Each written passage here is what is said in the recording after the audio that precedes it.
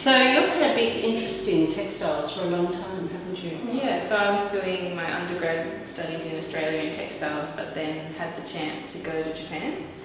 Spent 1 year on exchange discovering these techniques for the first time, and ended up going back for a total of 4 years after that to learn more. Big passion. Tell us a bit about this technique. So we've got two techniques in the show. They're both resist dyeing techniques. One's called katazome and one's yuzen. So with katazome we're using a stencil to apply shaped silhouettes with a resist paste, stencil cut resist paste in the negatives and dyeing the positive area. Whereas with yuzen, same paste, same principle, but using line work rather than a stencil to create the resist areas and dyeing in between. So they achieve two different things, but they're fun to combine to get both of those things going on at the same time. And you cut the stencils, don't you? Yeah, everything's cut by hand, which is the fun part actually. So when you went to Japan, what was the most challenging thing for you around textiles? One challenging thing was coming from an Australian background into such a heavily traditional technique, but once you show an interest in things, they're very open in sharing and teaching, and they're not going to stop you from learning it, but it was an initial kind of challenge to get your head around it and feel okay about using it with your own style. So each of these pieces are using one or both of those techniques? That's right. So let's talk a little bit about this beautiful one that's behind you. Just talk us through the thinking that you had and then the process of setting this up. So this piece is called From Melinda Heal, and it's a depiction of the mountain ranges that you can see from the area behind my suburb, where the suburb meets the farmland and then meets the bush. And so, I mean, as the name of the exhibition this time suggests, I'm interested in that overlap and that edge and the complexity that gathers at that point. So I wanted to incorporate the invasive plants from that zone, the native bird that doesn't care that these are invasive, the farmland sitting with the fencing, and then beyond that to the mountains. And in my work I'm often thinking about landscape as a combination of focal points, not necessarily filling it with one capture of the scenery, but hopping between points of interest as your eye might to create a whole, and also keeping things in layers so that there's a chance for movement.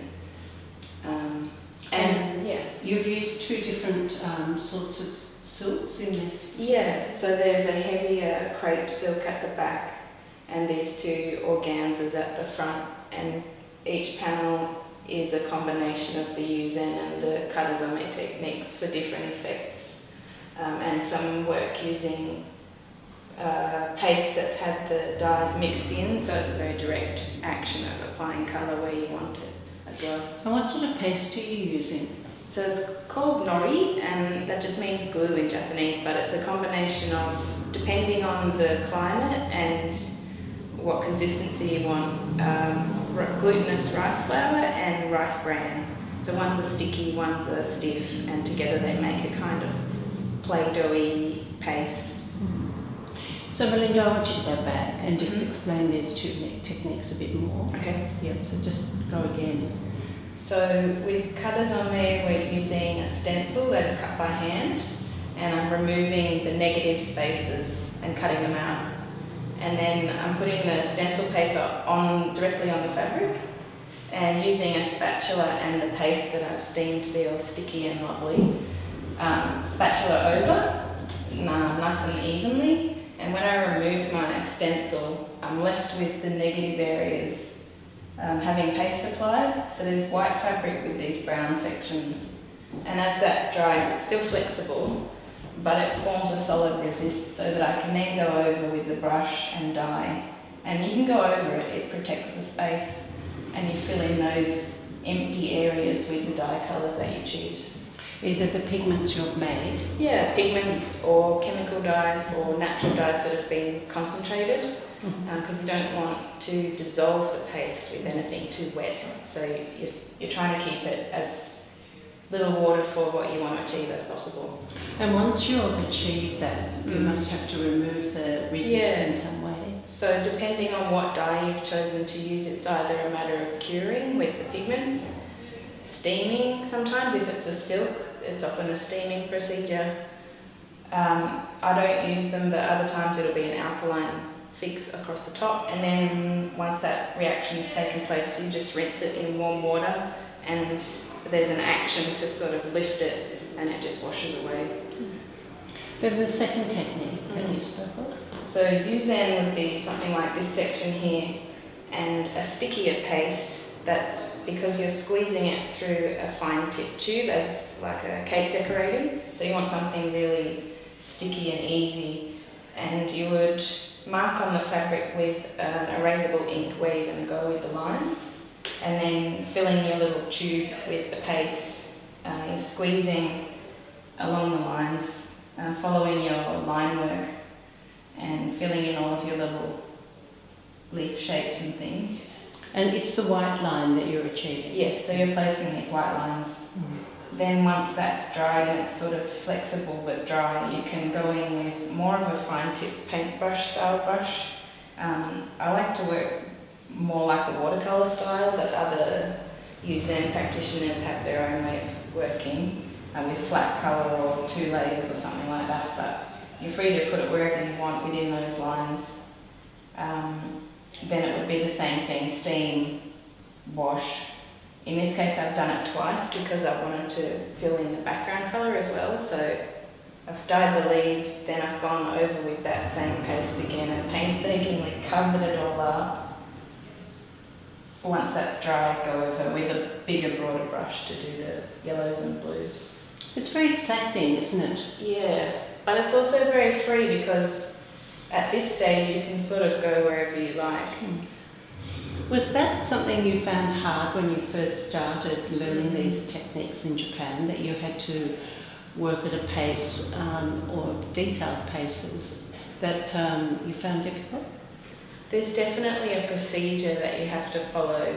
So the steps have to be followed strictly, and you need to be careful about letting things dry or preparing the fabric correctly. But beyond that, you can be quite flexible. In that initial stage though, definitely there's challenges to get those basics down, and different teachers will be more heavy on technique and others are working more expressively with them. But yeah, it's definitely different to learning textiles in an Australian context. Other than the language, was there a hurdle you had to get over?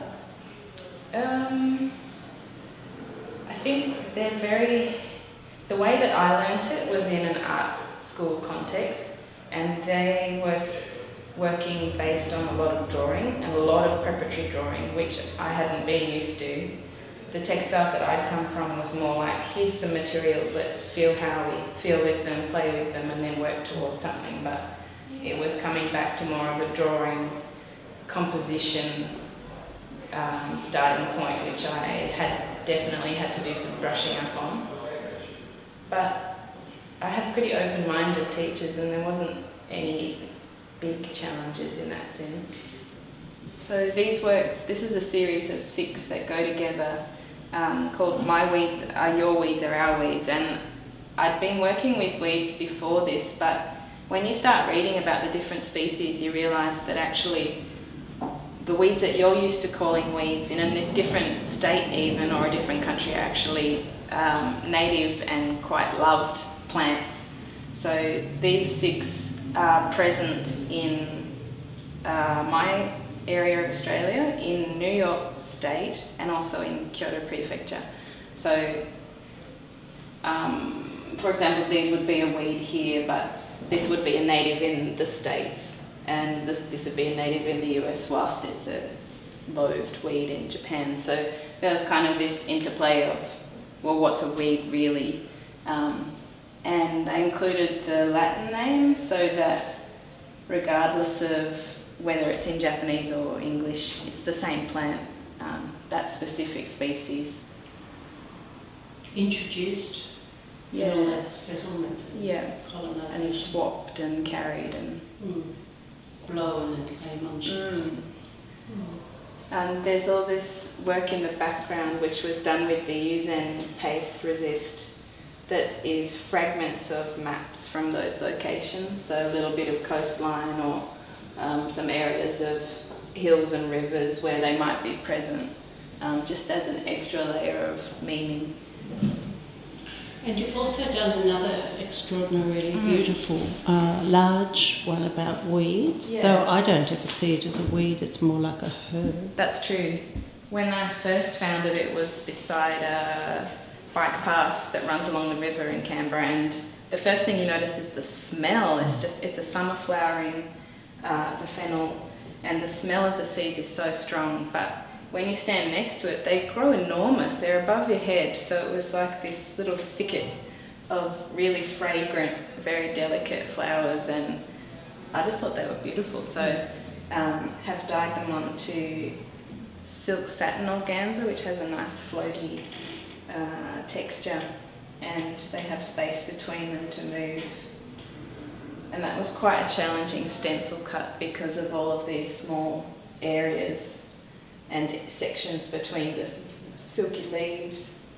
But a lot of these circles will have been punched with a small blade that's just inserted and twisted to punch out the circles.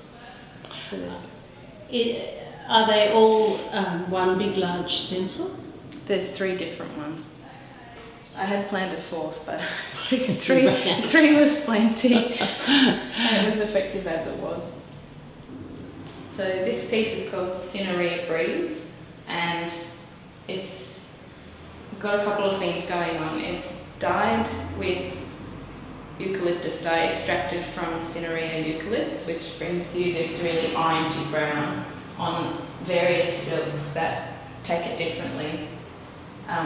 And it's also got katazome work on each layer, these sections here depicting the foliage of the tree as it hangs down. And for this piece, it was my first time to try using a crushed up mineral pigment on silk. So it's a very finely crushed rock that I got from a few locations in Canberra, really ground down to a dust, combined with a soy milk, an extracted soy juice essentially, to create the dye, and then applied using the katazome stencil technique. And some of it took very strongly, other sections are more modelled, but that's also interesting. And we've got it in front of a window, which is really nice, so you can see the effect of the layers, and it's got movement, which is nice too. You're clearly inspired by nature. Yeah. Where are you moving to with your next body of work? I'm still obsessed with weeds.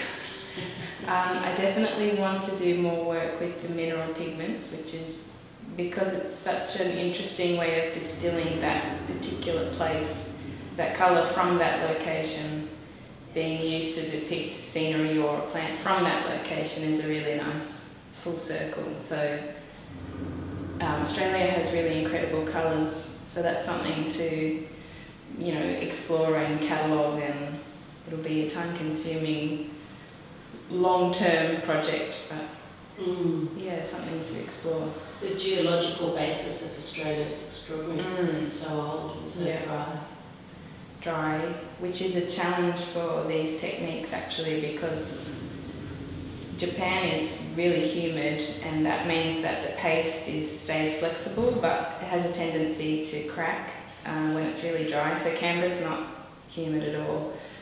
That's one thing I've had to modify using the techniques in Australia, but there's ways around it. Maybe you could move to Newcastle. Newcastle would be more appropriate. Yes, Queensland. Yeah, that's true. I've seen some amazing ones that we don't have. Yeah, it's getting very humid here. And more study for you? Go back to Japan. I think I keep going back regularly to touch base with my teachers who've really taught me a lot, and they still look out for me, which is great. And I keep going back to show them new things that I'm trying. They're really encouraging me to maximise on the fact that I'm in Australia and I have this abundance of visual material to work with. So trying to glean whatever I can from them still. But I think it's important for me to keep trying to do my own style now and work with what I know. Have you been able to take a show to Japan? Yeah, I had a solo show there end of 2017, which was about 2.5 years after I'd graduated the program, which was really nice and encouraging to hear people observe that my work had changed and developed since I'd left. And quite interesting to take a Japanese technique in front of a Japanese audience, but have me sitting in the corner of the gallery like I'm the one that made it. Do you have any questions? So a lot of them are not familiar with these dyeing techniques either, so it's quite an opportunity and a niche there. And was it well received? Yeah. Often get comments about the delicacy of the expression. They're impressed by the attention to detail of the natural world. But I have had some comments. I've moved more subtle colours now, but with the brighter works, they were mistaken for Okinawan artists who work with more reds and oranges, and it's further south with more flowers like we would have. But no, definitely not from down south or anywhere tropical, so yeah. Beautiful. And is there other things that inspire you?